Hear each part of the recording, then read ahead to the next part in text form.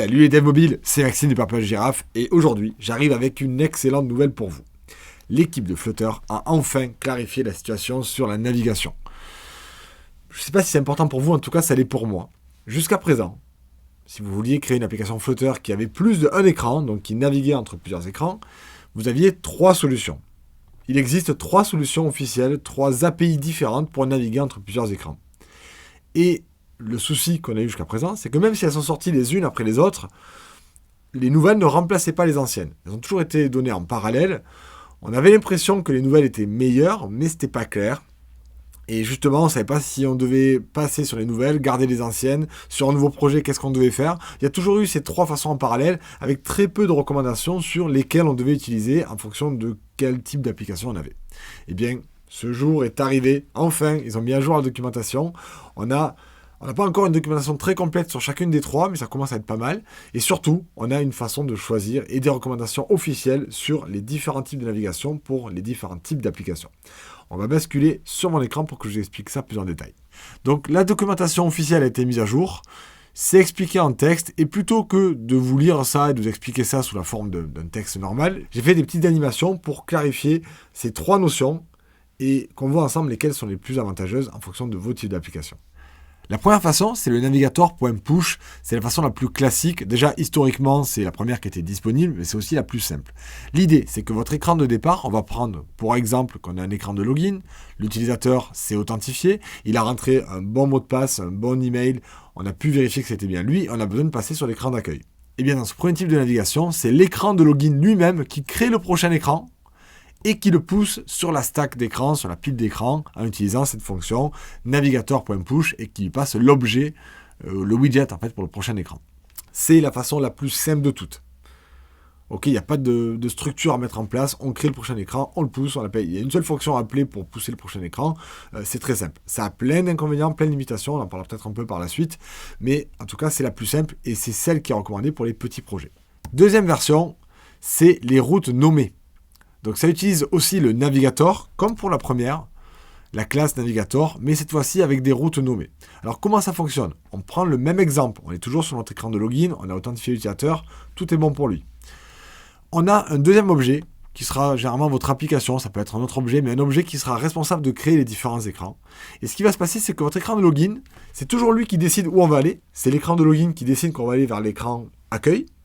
Mais au lieu de le créer lui-même, il va envoyer à l'objet app une info en disant « je veux aller vers l'écran d'accueil ». Et pour dire qu'il va vers l'écran d'accueil, il va donner ce qu'on appelle un nom de route ou un chemin, ça ressemble à une URL justement. On va indiquer à notre navigateur que l'on veut aller vers cette route home. Donc c'est toujours l'écran de login qui choisit où on va, mais c'est plus lui qui crée l'écran, puisque l'écran sera créé par l'objet application lui-même et qui va le pousser sur la stack à la place de l'écran de login. C'est un peu plus compliqué que la première façon, mais c'est déjà un peu mieux en termes de couplage. On limite les couplages entre les deux écrans, et moins on a de couplage, mieux c'est pour notre architecture et notre navigation. Le troisième type de navigation, qui est sorti en dernier, qui est le plus complexe de tous, s'appelle le routeur API, l'API de routeur. Il s'appelait aussi Navigator 2.0 au tout début, mais maintenant il s'appelle routeur.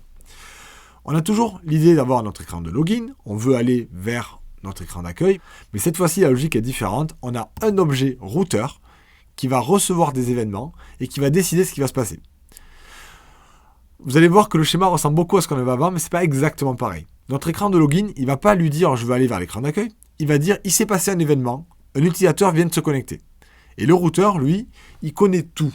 Il sait tout ce qui se passe dans l'application, il connaît toutes les données, tous les événements, l'historique des écrans qui ont été présentés jusqu'à présent. Et donc, il va décider si un utilisateur est connecté et que j'étais sur le login, alors je suis censé aller vers l'écran d'accueil de l'utilisateur. Et donc, il va créer lui-même le home screen et le présenter. Donc, le schéma ressemble beaucoup à celui qu'on avait avant, mais la différence, c'est que l'écran de login, il ne sait absolument pas ce qui va se passer une fois qu'il a prévenu le routeur qu'un utilisateur s'était connecté. La complexité pour celui-ci est un peu plus élevée que pour celui d'avant. Donc, à chaque fois, vous voyez, on est un peu plus complexe, mais il est encore mieux parce que là, on n'a plus aucun couplage entre l'écran de login et l'écran d'accueil. Les deux ne se connaissent pas.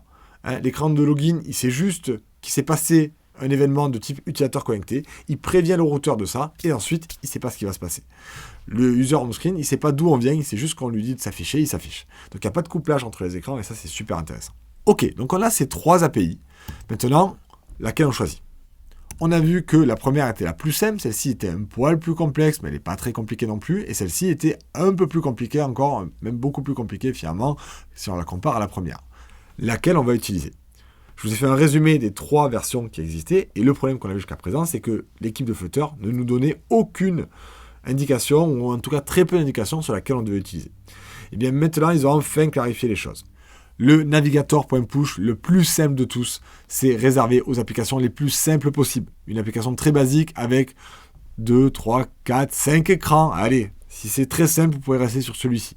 Et si votre application est un petit peu plus compliquée, alors il ne vaut mieux pas l'utiliser. Donc entre ces deux-là, lequel on utilise si c'est compliqué? Eh bien en fait, ce qu'ils ont enfin clarifié, c'est que celui du milieu, c'est fini, on l'oublie, il est officiellement déprécié, il y a marqué qu'il n'est pas recommandé d'utiliser pour la majorité des projets. Donc celui-ci, les renommés, on ne s'en sert plus. Si vous devez faire l'effort d'abandonner le tout premier qui est le plus simple, basculez directement sur celui-ci. Oui, il est plus compliqué, et d'ailleurs, alors il propose, je ne suis pas sûr que ce soit une excellente solution, mais il propose, si c'est trop compliqué pour vous, d'utiliser un package tiers, qui n'est pas fait par Google, qui n'est pas fait par l'équipe de Flutter, mais qui est bien fait, qui s'appelle le Go Router, qui permet de faciliter l'utilisation de ce routeur. Vous me connaissez, j'essaie de limiter au maximum mes dépendances, donc personnellement je préfère le faire manuellement. Il y a un peu plus de code, mais au moins je contrôle tout de A à Z. Maintenant, bien entendu, vous pouvez utiliser ce package Go Router qui est recommandé par Google, il marchera très bien pour vous. Donc ça vous donne justement l'étape intermédiaire, plutôt que d'utiliser cette version-là en étape intermédiaire. Si c'est trop compliqué pour vous de l'utiliser en normal, utilisez le routeur, mais avec Go Router, ça vous permet d'avoir l'étape intermédiaire. Mais n'utilisez plus les routes nommées. Pourquoi est-ce qu'on n'utilise plus les routes nommées?